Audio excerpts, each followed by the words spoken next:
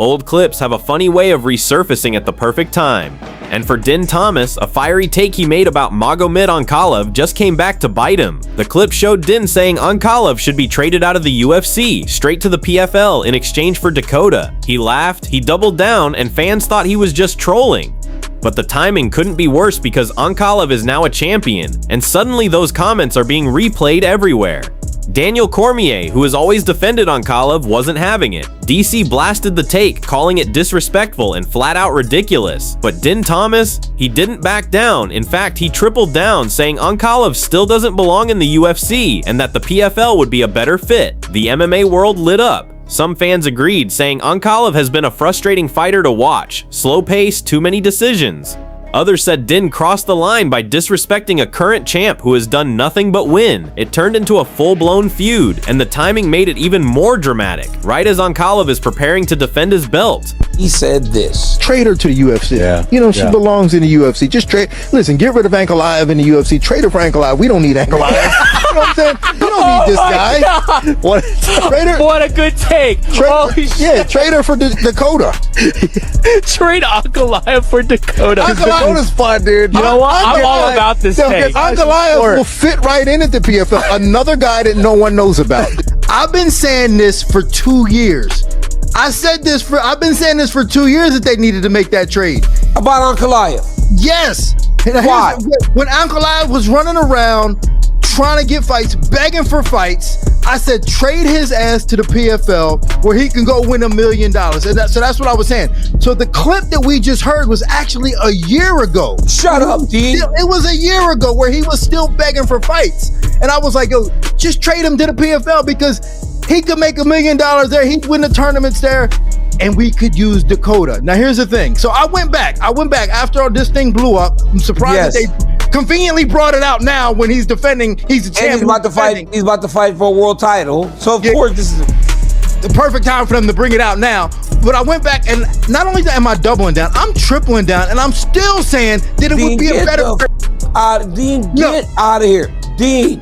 I am tripling down. But while Thomas and Cormier were trading shots, another voice in MMA took a completely different turn. Joe Rogan, who got emotional in a way we rarely see. On his podcast, Joe Rogan broke down while talking about something few fans really understand: what it feels like to watch your close friends get brutally beaten inside the cage. Rogan recalled how hard it was watching Daniel Cormier lose to John Jones and then again to Stipe Miocic. He described it like losing a family member. You don't just see a fighter go down, you see the person behind the gloves, the human being you care about, being completely broken in front of the world. But what hit Rogan the hardest was Brendan Schaub. He explained that fans only saw the fights, but what they didn't see was the countless concussions Schaub suffered in training, long before he ever stepped into the cage on fight night. Rogan admitted it broke him to watch Schaub continue, knowing the long-term damage that was piling up. At one point, Rogan even said he couldn't hold back tears because it felt like watching a family member slowly fall apart. This vulnerable side of Rogan shocked listeners. He's usually the confident, curious voice guiding conversations, not the guy breaking down. But in that moment, fans saw just how real the dangers of MMA can be. It's real hard when you watch your friends. It's real hard when you watch your friends get beat up. Damn.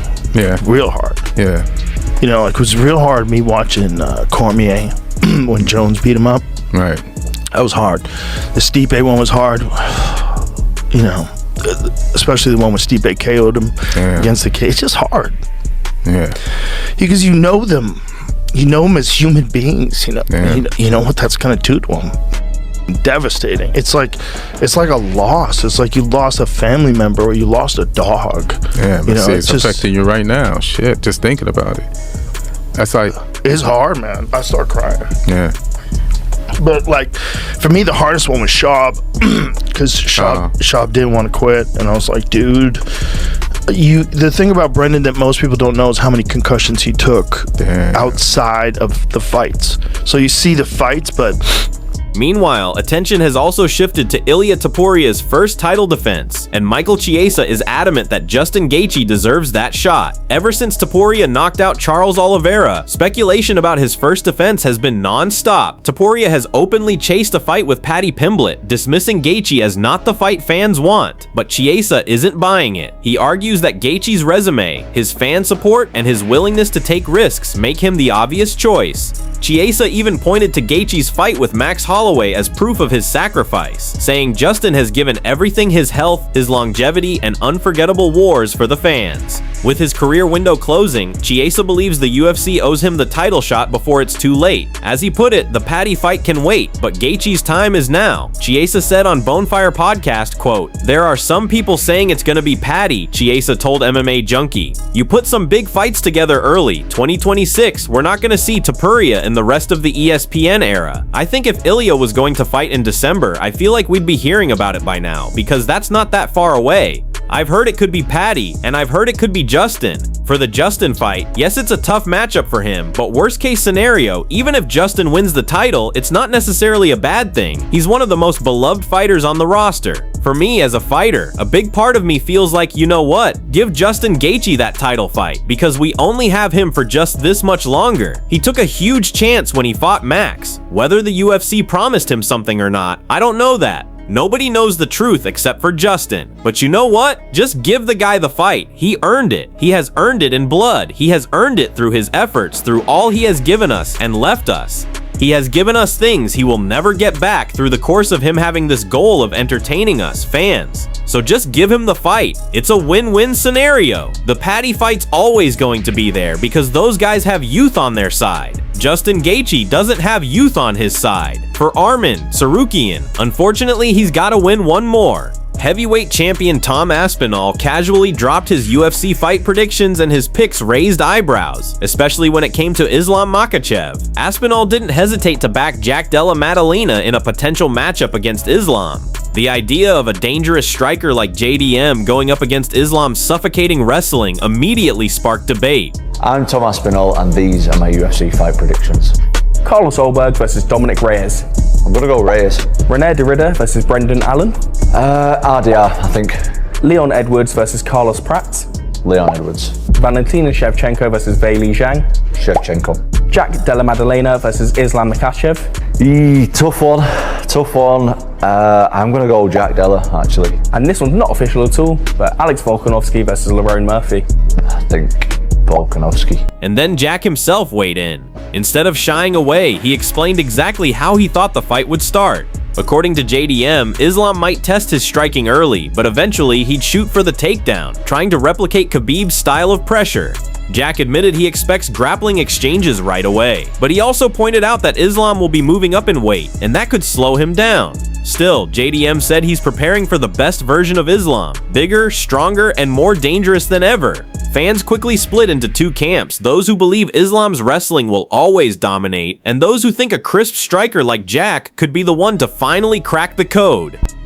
Do you expect Islam to try and strike with you, or do you think that his game plan might try and take you down? It's hard to expect anything, I definitely feel like he will test the feet, I think it's going to start on the feet, and we'll go from there.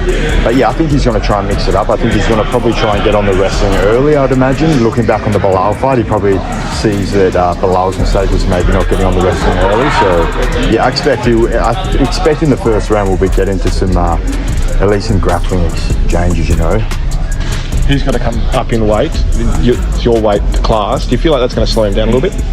It's hard to tell. Sometimes the weight cut will slow you down. So I expect the best Islam. I expect more filled out, stronger. I feel like it's going to be the best Islam Makhachev has been. So yeah, I think the weight will probably be better for him, Another pay-per-view here next year.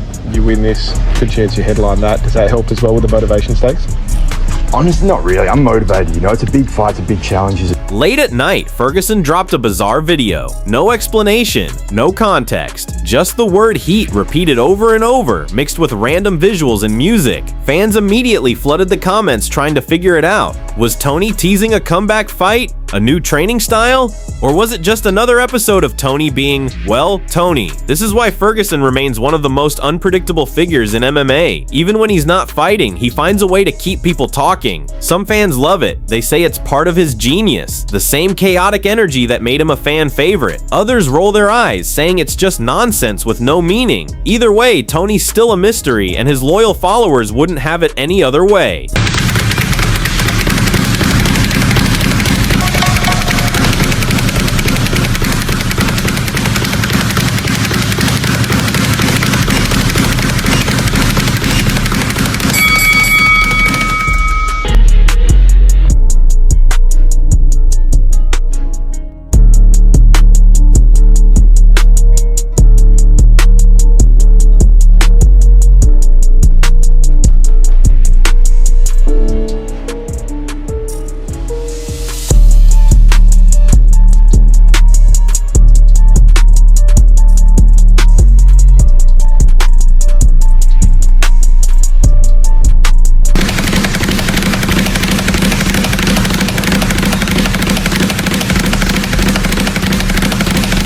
That's all for today's update. Thanks for tuning in. Don't forget to like, subscribe, and hit the bell so you never miss your daily dose of MMA news.